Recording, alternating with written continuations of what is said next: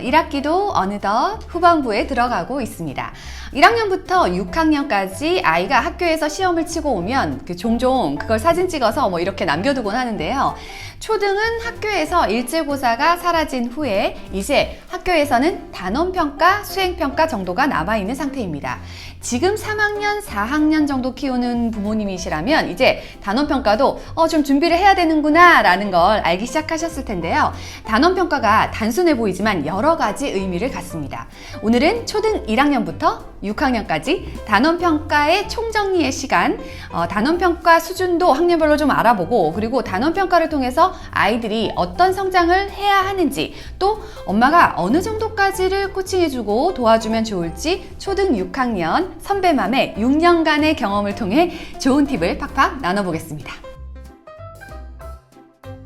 초등은 아이의 실력 평가를 할 방법이 사실 많진 않습니다. 시험이나 평가가 아이들에게 스트레스를 주기도 하지만 학습한 것에 대한 확인 측면에서 또 시간의 감과 운용에 대한 이해나 아이에게 집중력, 그리고 긴장감의 관리 방법을 터득하게 하는 긍정적인 부분도 많은데요. 그리고 이후 중고등 시험이나 평가들에 대한 연습이 되기도 하죠. 평가 자체는 그 메타인지 발달 측면에서도 아주 유용한데요.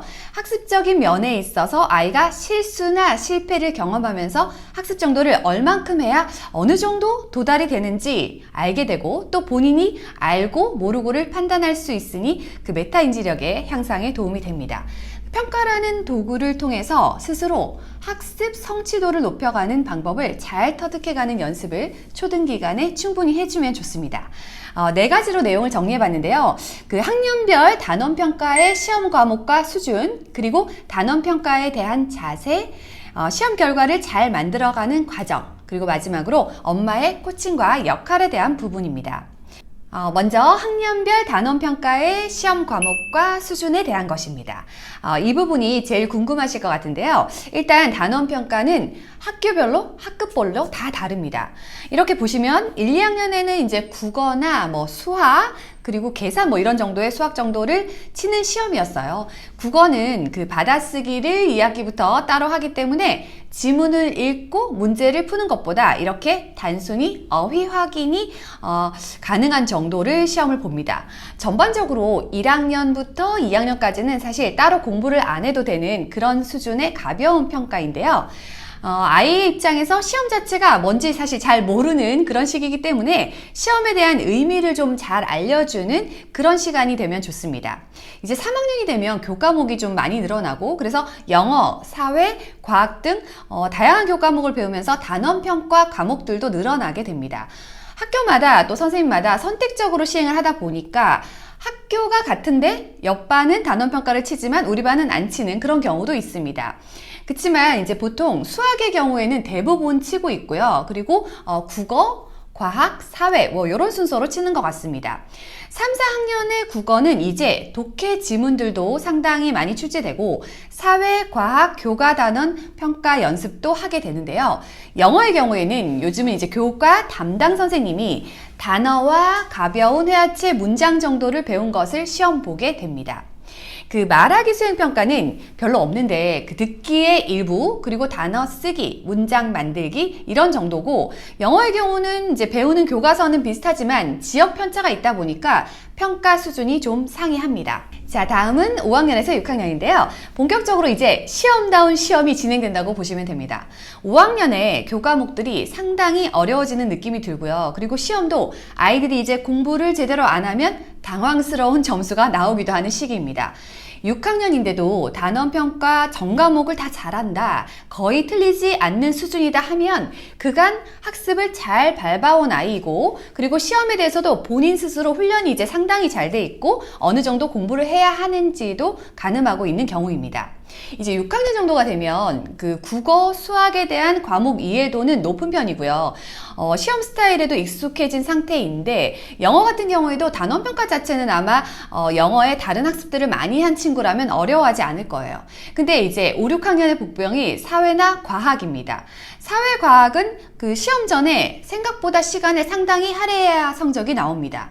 이 두 과목은 개념어 이해도가 바탕이 되어야 하고, 또 어휘도 생각보다 지식 어휘들이 많기 때문에 관련 책으로 이전에 뭐 읽어보거나 연습을 하지 않았더라 하면 이제 시험 성적이 안 나오는 그런 과목이 되기 때문에 5, 6학년에 국어, 영어, 수학과 더불어서 사회과학에 대한 부분들을 어느 정도 아이가 평가 성취도가 높이 갈 수 있도록 신경을 써주시면 좋습니다. 자, 다음은 두 번째인데요. 아이가 평가를 그럼 어떻게 받아들이게 하면 좋을까요? 일단 시험 자체는 사실 어른이건 아이건 누구에게나 스트레스인데요. 초등 가기 전부터 뭐 학원 레벨 테스트를 본 친구들도 상당히 많이 있죠. 그래서 초등 중학년 정도가 되면 학원 테스트 한두 번은 다 이제 봤던 그런 상태가 됩니다. 저는 사실 학원 테스트를 시험으로 먼저 접하는 것이 별로 바람직하다 생각은 하지 않습니다. 좀 교육적이지 않은 상담과 결과를 마주하는 경우가 있기 때문에 실력 체크 정도로는 좋지만 그걸로 학원들의 이야기에 엄마들이 너무 많은 스트레스는 받지 않았으면 하는데요. 특히 시험 난이도를 어렵게 해서 조금 불필요하게 이제 과대화된 평가를 하는 경우도 많아서 그건 주의 깊게 한번 보시면 좋을 것 같습니다. 학교의 단원 평가가 그 아이의 첫 시험이 되는 경우 그 전에 아이에게 이게 평가가 뭔지에 대한 설명이 필요할 거고요. 그리고 집에서도 이 평가에 대한 연습을 하게 하면 좋습니다. 특히 1학년, 2학년 때 생각해보면 단원 평가뿐만 아니라 받아쓰기 평가를 하기 전에도 사전 연습을 했잖아요. 그런 연습을 통해서 아이가 자신감을 갖게 되고 긴장감을 조금 떨어뜨릴 수 있는 그런 좋은 방법이 됩니다.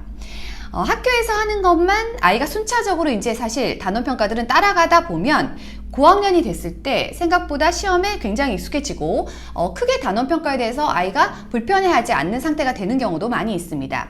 다만 시험에 임하는 자세를 중심으로 하면 좋겠는데요. 당장의 결과가 안 좋아도 시험 준비와 자세가 좋으면 언젠가 성적이 오릅니다. 그 시험 전에 반드시 이 시험에 대해서 최선의 노력을 다하고 준비할 것, 그리고 시험 기간에 시험에 대한 예의, 자세, 그리고 검토에 대한 부분을 강조하고 시험 후 특히 틀린 문제에 대한 정확한 확인과 이해, 그리고 100점을 받았을 때 칭찬을 하기보다는 90점이나 뭐 아니면 80점을 받았을 때 아이에게 이 두세 개의 모르는 부분을 좀 더 정확하게 알게 하는 것들이 중요했던 것 같습니다. 여기에 부모가 단원평가, 특히 그 학교 시험을 좀 가볍게 하찮게 여기고 학원 시험을 더 중요하게 생각하게 했다면 이 친구는 중학교 가서 절대 학교 시험을 성실하게 잘 보기가 좀 어려워질 거예요. 그래서 선생님 수업에서 그게 수행평가가 됐든 아니면 시험이 됐든 다 중요하게 여기고 아이가 우선순위를 학교 시험에 두고 할 수 있도록 하면 좋습니다. 자, 다음은 세 번째인데요. 그 시험 결과를 사실 좀 좋게 받아오기를 원하잖아요. 전과목 100점 만들게 하는 방법입니다. 사실 전과목에서 고르게 100점을 받으면 가장 좋죠. 학업 성취도가 100%라는 의미가 되니까요. 근데 아이가 전체적으로 좀 부족하다면 일단 전체적으로 약간 점수를 70점대에서 80점을 올리는 것보다 한 과목이 100점이 나오도록 먼저 집중하면 좋습니다. 이런 경우에 아이가 성취감을 느끼고 그 과목을 잘하게 되면 다른 과목 역시 그 과목 수준으로 끌어올리려고 하거든요. 일단 그 단원평가 준비는 교과서 중심, 그 다음 문제집인데요. 특히 중고등까지 보면 교과서와 그리고 아이의 필기 노트, 즉 선생님이 말씀하신 내용, 중요하다 강조한 내용을 잘 정리하는 게 중요합니다. 그리고 해당 단원 공부를 이렇게 먼저 하고 나서 그 다음에 문제집으로 한번 확인하면서 점검하고 풀어보면 좋습니다. 그 초등은 아주 능숙하게 되는 시기는 아닌데 조금씩 이제 연습을 하다 보면 그래도 초등 5, 6학년 정도가 되면 제법 잘하는 친구들이 나옵니다.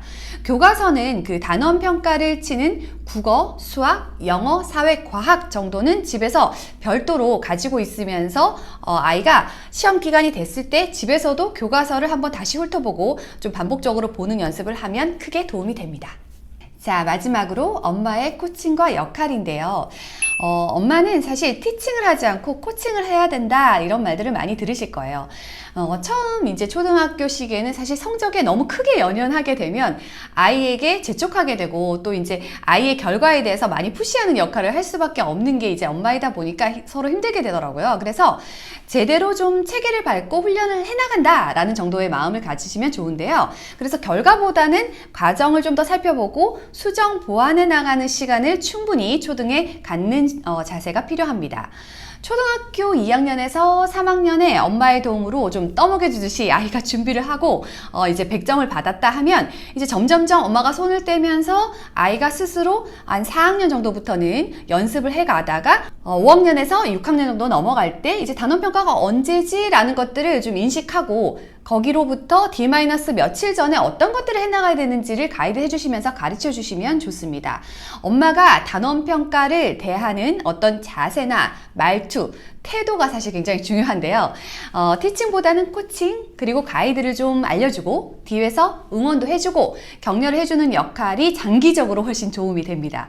초등 저학년에는 어느 정도의 티칭을 함께 해주시는데요. 교과서로 일단 무조건 공부하고 그리고 문제집을 푸는 스킬도 어느 정도 가르칠 필요가 있습니다. 그리고 나서 점점 이제 혼자 공부하는 연습들을 시키게 되는데 저는 그 엄마의 역할이 안내자이자 지지자 그리고 좋은 코칭을 하다가 결국에는 6학년 막바지에 이르러서는 중학교부터는 코칭이 없어도 혼자 계획하고 실천할 수 있게 하는 것들이 큰 목표점이 되면 좋을 것 같습니다. 여기에 이제 좀 다른 이제 추가적인 팁이 있는데요. 아이의 실패와 실수를 개선해 나가는 부분, 아이가 보통 이런 얘기를 많이 합니다. 아는데 엄마 틀렸어. 시험 시간이 모자랐어. 아니면 단원 평가인 거를 까먹었어. 이런 얘기들을 합니다. 각기 상황에 따라 이 부분은 이제 가이드를 맞게 좀 해주시면 좋을 것 같고요. 단원평가의 오답에 대한 부분을 특히 좀 꼼꼼하게 챙기도록 하고 오답 노트를 쓰게 하거나 아니면 왜 틀렸는지 한번 또 생각해 보거나 두세 번 풀어보거나 하는 것들이 굉장히 유의미했습니다. 교과서의 읽기와 쓰기 그리고 배움 노트 쓰기를 좀 능숙하게 할 수 있도록 하는 초등 6년이 되면 좋겠습니다. 이렇게 초등 단원평가를 대하는 자세부터 방법까지 총정리를 한번 해봤습니다. 가급적 중등에 사실 시행착오를 이런 걸 겪다 보면 이제 그때는 성적이 아무래도 더 압박을 느끼게 되기 때문에 최대한 초등 기간 동안 아이가 못 쳐도 보고 그리고 실수도 해보고 단원평가를 까먹기도 해보고 이런 다양한 시행착오를 겪으면서 아이가 어떻게 수정해 나가고 보완해 나가서 최종적으로 좋은 점수를 받을 수 있는지 최대한 연습하는 시기를 가지실 수 있으면 좋겠습니다.